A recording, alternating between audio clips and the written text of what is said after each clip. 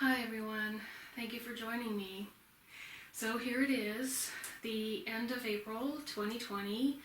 We are still self-quarantining due to the coronavirus.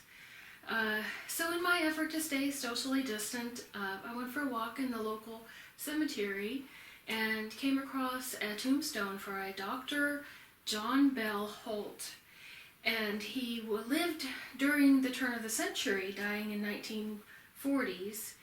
And I thought, it would be kind of fun to look into what it was like to be a doctor in Texas during the turn of the century. And I found lots of interesting things. And as a result of those lessons learned, here we are quarantining to prevent the spread of a disease. So I hope you enjoy this.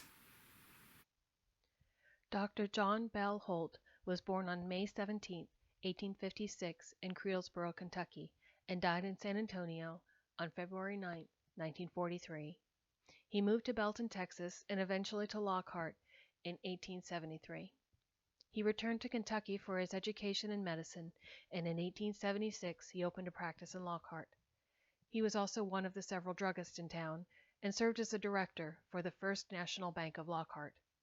He married Luella May Brock in 1881, and they had 7 children. Texas did not have a medical college until the University of Texas in Galveston opened the Texas Medical Branch in 1891. In the early 1800s, there were few doctors, causing many frontier settlers to rely on questionable cures.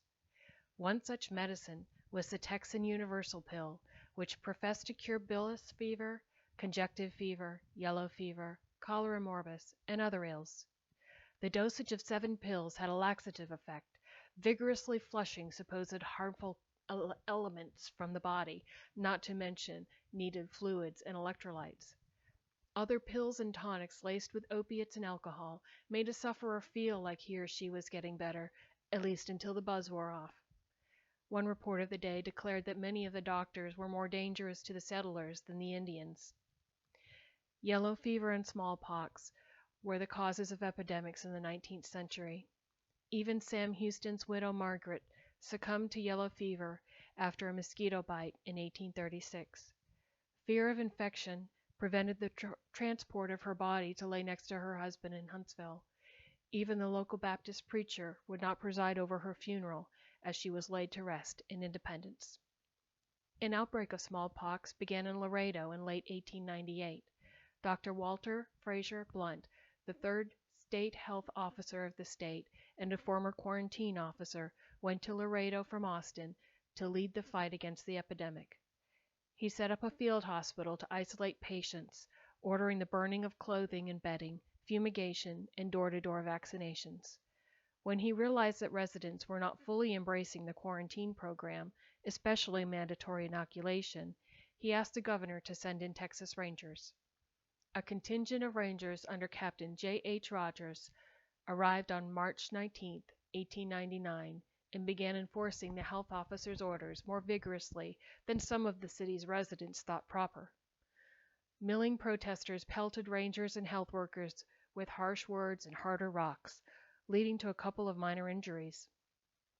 The next day, when the Rangers got word that someone had telephoned a local hardware store to order 12,000 rounds of buckshot, the officers began a house-to-house search of the part of town where the order came from. The situation soon deteriorated into a riot, with the Rangers killing 2 citizens and wounding 10 others. It took cavalry from nearby Fort McIntosh to restore order. The inoculation and fumigation program continued, and on May 1st, Dr. Blunt lifted the quarantine. By the turn of the century, most Texas counties had pestilence or pest houses, publicly owned houses where sufferers of smallpox or other contagious diseases could be isolated. Health officials would have done better fumigating areas with standing water. U.S. military doctors finally discovered that yellow fever was born not of the air, but from mosquitoes.